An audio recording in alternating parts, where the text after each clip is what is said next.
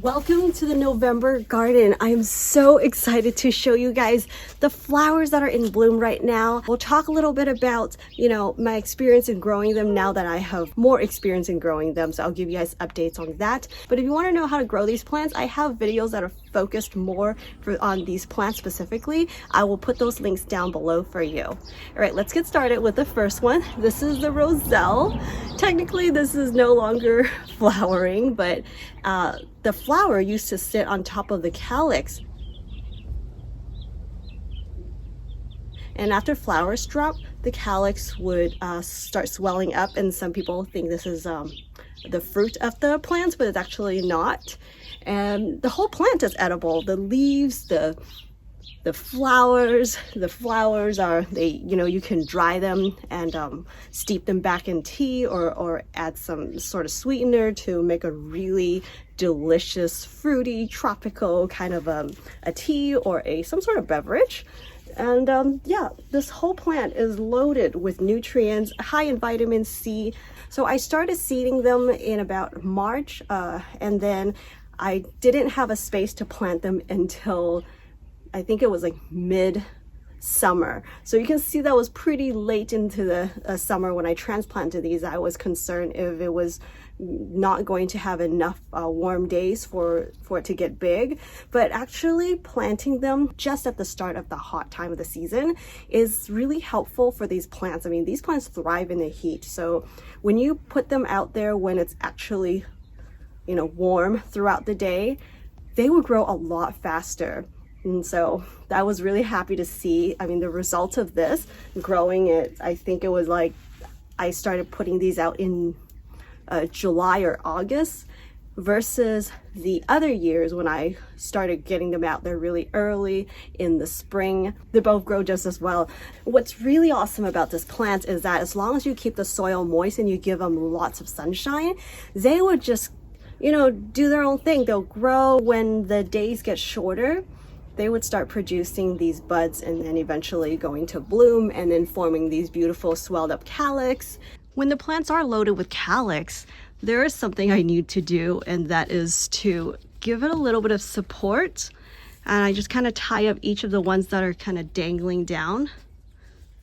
And that's because I have such a limited space, and it'd be too hard to put a tomato cage kind of a thing here right now. But if you would go ahead and get started with that when the plant is still small or before the plant branches out, it'd be a lot easier to do. Then you wouldn't have to kind of tie each of these up. But you can see like this one here, it just droops down like this when it gets kind of like heavy at the ends. Take a look at the top one here, that arch up there. That's also very top heavy. I put in about once a week or once every other week with the Fox Farm liquid solution, but that I do with everything in the garden. But if you're talking about shaping this plant, there is no need to do that. It's not like our basil or other kinds of plants that we want to cut the top off so that I can encourage side growth. There is no need to do that for this plant. I mean, look at this. I did absolutely nothing with trimming the plant, and as it kind of grows like a straight shot, like going up tall, it also would branch out on its side. So it's just a very easy plant to grow. Let's move on to the next one. Some of the other flowers that are in bloom are these lavender looking flowers. The bees and the hummingbirds actually really like them. This is an Asian leafy green that grows really well in the shade, but it does definitely like to bloom more if you put it in the sun. So now that the plant is slowly creeping its way back up again, I gave it a pruning earlier this year, so it took a little while to kind of climb its way back up again. It does grow a little slower because it's growing in the shade, but now you can see that's all the blooms out there.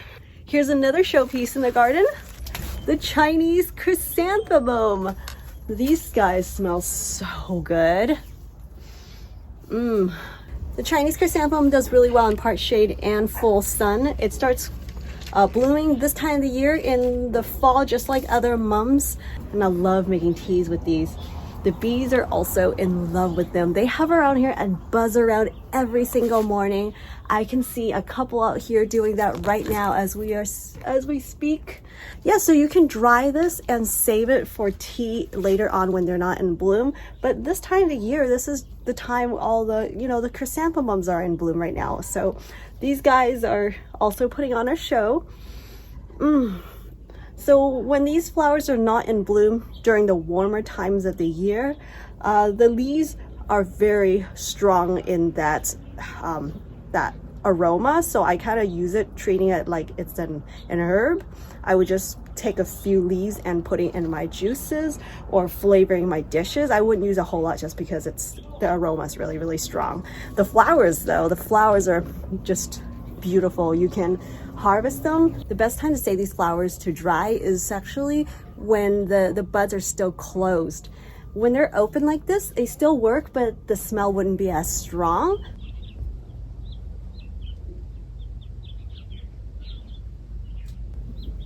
I love picking both kinds just because these add so much beauty to the tea. These mums are getting a lot of filtered light because it is growing right under the loofah and the white chayote squashes. So these plants can bloom, even just in like a bright, maybe like a part shade area, but definitely in full sun, they are also going in full swing.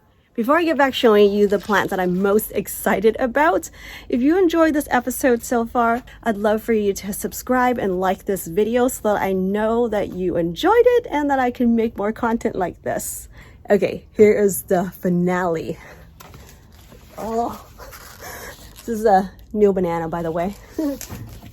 All right, let me show you my favorite plant. I mean, I have lots of favorites, but this one has a very interesting history. This is a Barbados Gooseberries. Yes, it is a cactus, but it is, I believe, is a more ancient cactus. So it's a cactus that that didn't really evolve through evolution. Just like a lot of cactus we are familiar with that doesn't have leaves, they eventually lost their leaves because of, just adapting to the environment, the drought environment. This one grows in the rainforest, so there was no need to drop their leaves. That's why it's kind of staying this very lush looking. And this one kind of grows like a climber, kind of. I mean, it does need some support. It was just about a week or a week and a half ago when these flowers were in full bloom. You can see that they're all done. They flower and they don't last for that long. It's just like the dragon fruit flowers. They come and go. But what's different about this one is that it opens in the daytime, whereas dragon fruits bloom more like at night. But when the sun starts hitting it, that's when these flowers would open up. Here's one that hasn't opened. But once they open, especially when they got pollinated,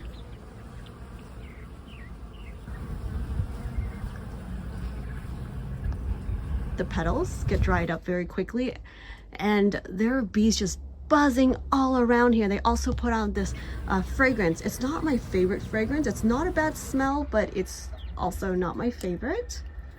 And then the really cool part is that when these flowers are done, and if they get pollinated, which most likely they will because the bees absolutely love this plant, they start forming these little bulbs. They'll form a fruit kind of like this size, like a cherry tomato, and it's got very tart flavor but very nutrient dense. Oh, the leaves are also edible. I will do a more in-depth episode talking about the care and everything you need to know about this plant in the near future. But for now, I want to show you the super crazy thing. Let me just show you. If you think this is not a cactus, take a look at this. Look at the base. That is the base of the plant because it is so mature. Look at the fresh thorns. It's got this beautiful orangey coral color. The coolest thing about this plant is that it has a lot more protein in the leaves than a lot of different vegetables. Thank you for joining me on this episode. If you're looking for some plants and seeds, don't forget to check out my store. I will put that link down below. Thank you guys. I'll see you soon. Bye. When the plants are loaded with calyx, I do...